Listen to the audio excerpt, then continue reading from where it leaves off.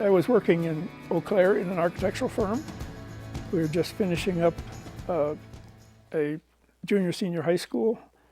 I was the job captain and the field contract,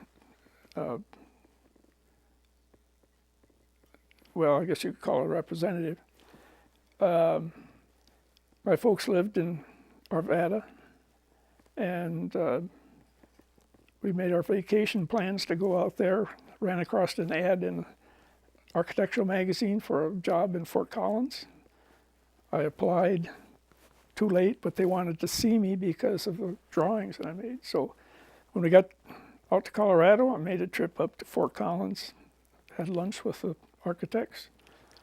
Going back down Railroad Street, turned a corner on Laurel and went past this building, old building, which had this big white sign on it. The top of it said Industrial Arts Department, and the bottom said Industrial-Construction Management. Had no idea what that was all about. But every industrial arts program has architectural drafting in it. My degree is in industrial education, so I was familiar with the teaching end of it. Went in and talked to the secretary. You're eligible for this job opening. We only have one other candidate. They're going to select a person on following Monday or Tuesday. She called the department head out of a meeting. He chatted with me for a while, explained what the ICM program was all about, and thought, yeah, you're a good candidate. So I went home, went down to my folks, and typed up a letter of application, a resume, my dad's typewriter, which is as old as I am, and we had to get back to Wisconsin then. Our vacation was over. Les Gibbons was a department head, and he got a hold of me, I don't know, a week later, and said, we're interested. I got a letter in the mail, and I think about a week later had a 5 or 6 way conversation with the advisory committee, and a month and a half later we were at CSU. But it was all unintended opportunity. My first years at CSU were teaching part industrial arts students in architectural drafting and part ICM students in new courses that I put together, specifications, contracts. And as we went along in following years, the architectural courses got more construction related, which the industrial arts people didn't want. They wanted more just how to do the drawings. But so there became a separation of 2 programs. There's a history to the way the 2 of them got together, but that's kind of another story. I found that the construction people in Colorado in particular were not very much interested in the ICM program because they thought it was all industrial arts, and that didn't work for them.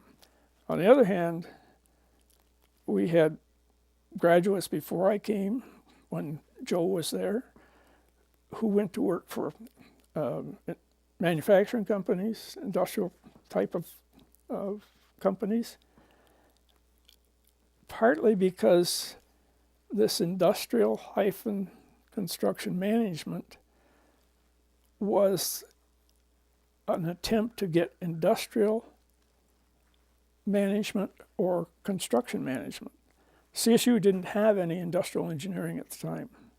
So Anheuser-Busch, IBM, Seco Steel, John Deere. A lot of these companies hired them for manufacturing processes. One of our grads at that time, Dan Wuchek, went with John Deere. Eventually owned a large John Deere dealership over in Minnesota, and then went to Arkansas as a string of non-construction related work. In the ensuing years, I taught building materials, construction materials, the contract specifications, started a course in estimating, which I did not like. I'm not an estimator. Architecture, fine, but so I got a hold of people at Joe Phelps, and I had talked to Joe. He had given me an opening to talk to his people to get some of his folks involved in the courses. And one of them, Jerry Pope, who was a character all by himself, but a very well recognized estimator, taught a lot of my courses, or a lot of the estimating course, and helped me put it together. Eventually, we got a hold of a local architect who joined us. He took over the architectural drafting type of courses, and I went on to also then develop a course in project administration. But it was an involvement of curriculum structure that sort of compared to what Texas A&M had, what University of Florida had, and what Associated General Contractors Education Committee had suggested as a program for construction majors. Or that's where Joe Phelps comes in, because when I met him in probably 1964 early, he suggested that I go to AGC because of the Education Committee. And to me, that was a lifesaver, because here was the rest of the people who were teaching construction courses attending the same meeting that I was, all trying to learn from contractors what we should be teaching in construction.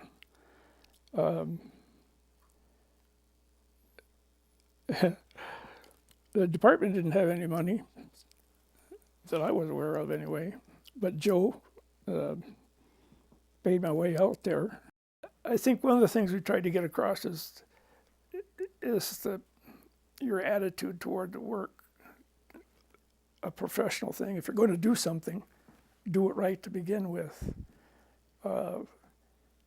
And for me, one of the things we hoped they would get out of all of this was literally how to write. We had a lot of these students go through the regular courses in English, but by the time they got to our area, sometimes the writing skills weren't very good. And I found out quickly from contractors that they're going to have to write, and it's got to be intelligent and correct.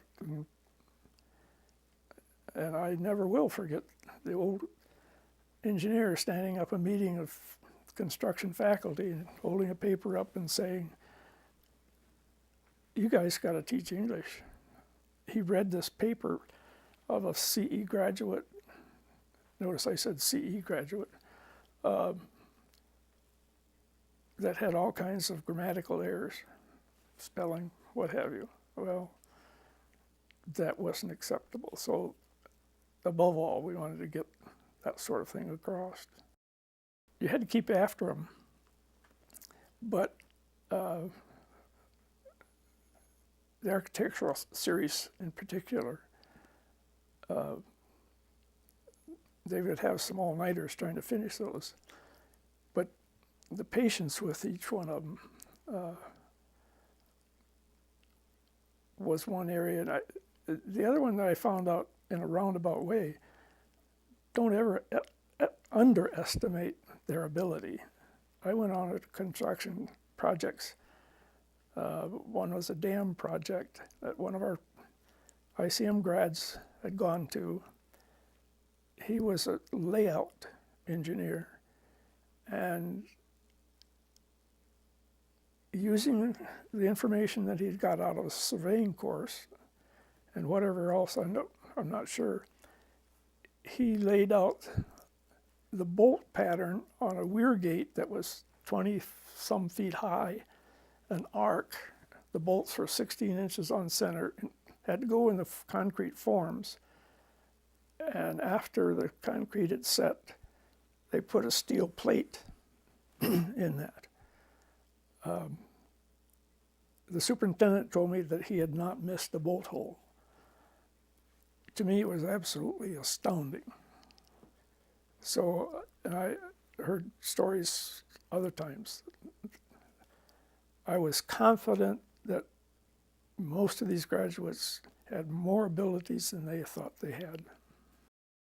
Well, I quickly found out that most of the students in the ICM program were probably transfers, or students wanting to transfer from engineering or forestry or business or whatever.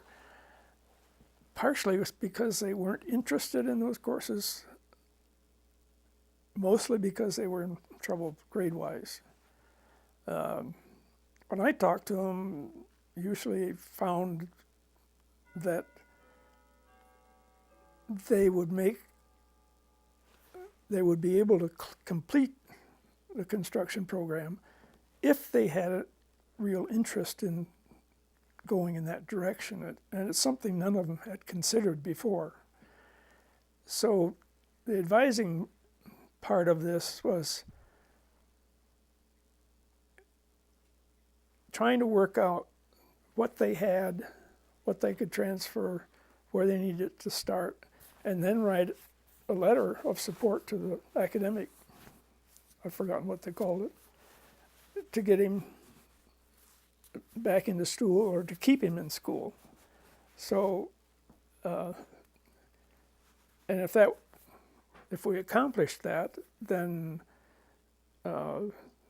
we could go on and start building the rest of the course structure that he was going to have to take, he or she.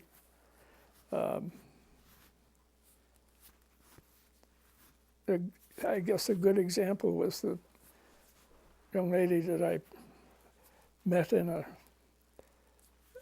the office of a eye doctor, that I was doing a clinic plan for some design work. And I needed information on the spaces, which are very rigid, and met her at the clinic they were in then. And she had drawn out all of these spaces down to the inch. I had them well identified. My comment to her was, what are you doing here? You should try to get into the construction program, because she understood space, and that's important. I found out she had flunked out of physical education, and I guess that's kind of pretty hard to do. She happened to be a super softball player. Anyway, she thought she wouldn't be able to get through the math, but we got her back into school, started on a program, and her biggest trouble was keeping the rest of the guys from bothering her while she was going through the engineering courses, because she was quite capable of it. She had a part-time job during school with a sheetrock company, taking off estimates, and she was making more money than some of the guys going out of that had already graduated. She did go to work for Joe Phelps. I don't know the story behind it particularly, but someplace I probably still have an article that was in a Denver paper about Jessie Provost on a construction job in Denver. I think it was Denver Library. She left them later. I'm not sure what happened to her. I've only seen her once since then.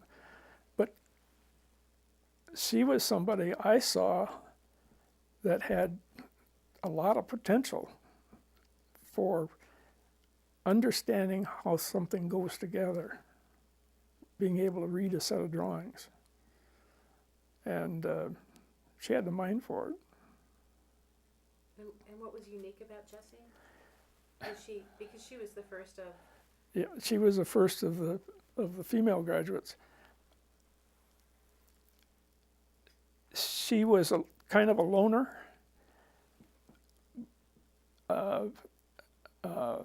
Very persistent and very, very good at keeping herself on track going through the program for studies. And some of them were areas, particularly in engineering, that she struggled at first, but then caught on somehow. In fact, to the point where she was helping the others doing their work in engineering courses. So to me, she was a gem. The thing that probably helped us establish an identity on campus was the strength of the students going through the program would turn around and talk to their friends about what they were doing in this construction program. And I didn't have to advertise on campus. The students did that. They created that identity. After the 50s, construction got a little more complicated because now the people who worked there were involved with the management of the process, management of the people involved, management of the funds involved, and the management of the time involved. Because every building is a new manufacturing process. And it requires different kinds of skills than what were probably present years and years ago.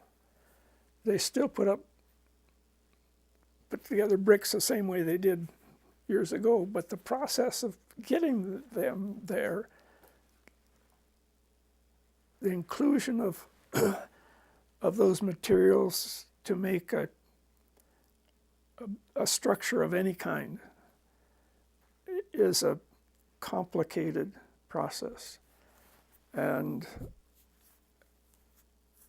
the better coordinated, the better managed, the better the people are treated, the more positive program that, or building that it's going to be. It's a different kind of process than what was there 50 years ago. I found that working with the students on a continuous basis, the chance to talk with them individually, be able to look at them as individuals, not just a big class of kids, was probably a number one criteria for developing a relationship.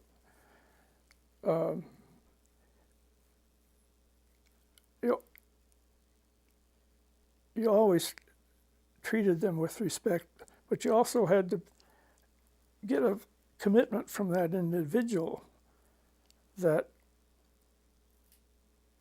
he was going to pay attention to what you were trying to do, whether it was in the classroom or otherwise. Otherwise, you could say, I don't have time if you're not interested. So it was very much a two-way street. And I guess it seemed to work on a lot of those early ones. I used to say, after hearing what some of those guys made for income, I was in the wrong business. But I did enjoy working with them. I guess I had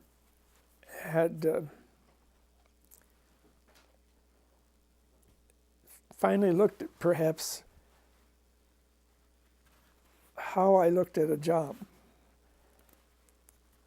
And if I can go back to the couple of years I spent in Korea with military before the Korean War, I was a single person job in a regiment. That is, I was responsible for court martials, people in and out of the stockade and so forth. I reported to the management, the regimental management. I found that in the project, the high school building project that I was involved with, I was a single person responsible for 200,000 square feet of building, responsible for the furniture, the fixtures, dealing with the school board. Recommendation from the school superintendent at the time gave me when I went to CSU, said he always managed to talk himself out of trouble. So I'm not sure whether that was an inkling of what I was supposed to do, but the fact that it was a single person responsibility for results is, I guess, what drives me. Same thing in the things that Joe Phelps suggested I do. Some of those things I did that I was responsible for created value in the process. Going into CSU and the ICM is the only one, first prof that was responsible. I guess I looked at it like that. If we're going to get anywhere, I've got to do it. And I taught a full load, as any other prof did, lots of labs, and still managed to contact contractors, meet with them, go to some of these meetings that were necessary. Not sure where we dug up the money, but anyway, we got there. And still go hiking in the mountains. So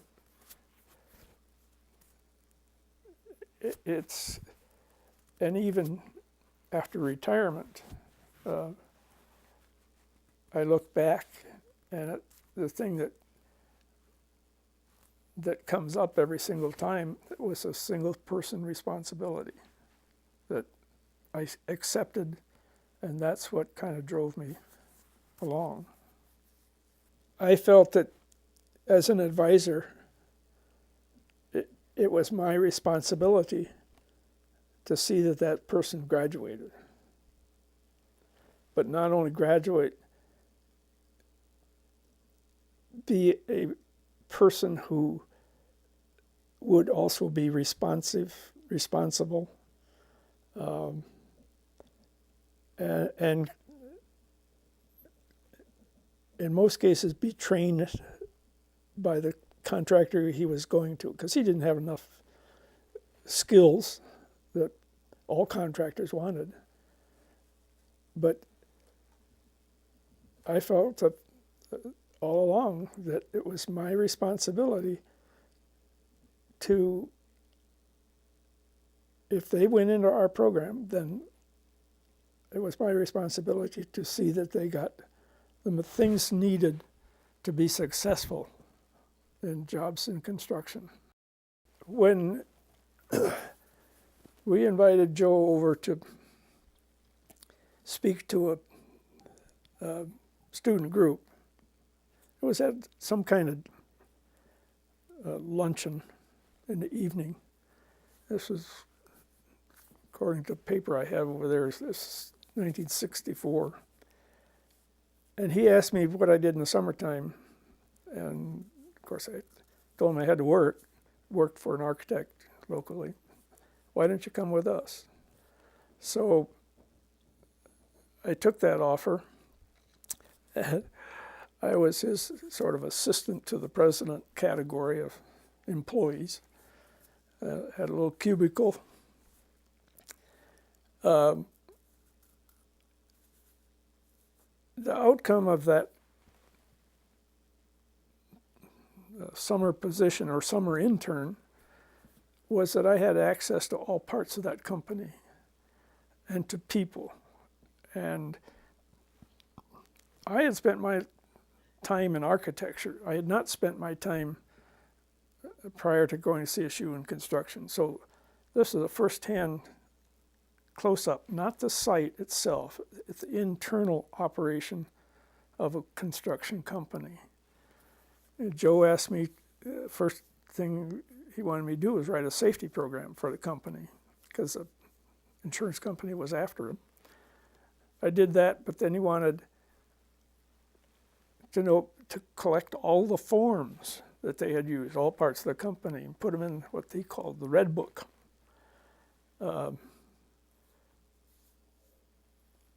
I did that. Well, just that process alone began to tell me how this company operated.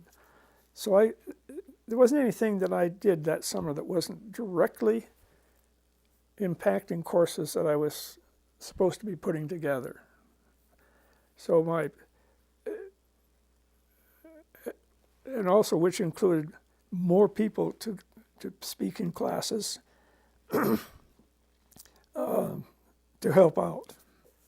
And aside to what kind of drove me in the development of the program, my office was in the second floor of the old Hort building, small cubicle, marble sink, lead drains, relic of many previous years. A father and son came up to talk to me about going into the construction program. And his question was, is this program a status program? And I had to answer no, because it wasn't. It wasn't there yet. It was fine for some students, but the entry level, not so good. I'm sure they went over to engineering. But that little episode was one of those things that created my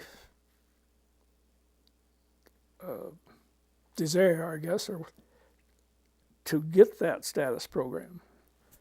And what exists now at CSU is way, way above that. This evolvement of new courses, added meat to the course, the curriculum, the development of the Associated Schools of Construction, because that relationship with these other these other colleges is what we had to compare ourselves to. And while we didn't follow everybody down the road, blindly, that evolvement over a period of time of the construction curriculum, commonalities between our universities, the awareness of, by the administration, by other colleges, in all of these schools,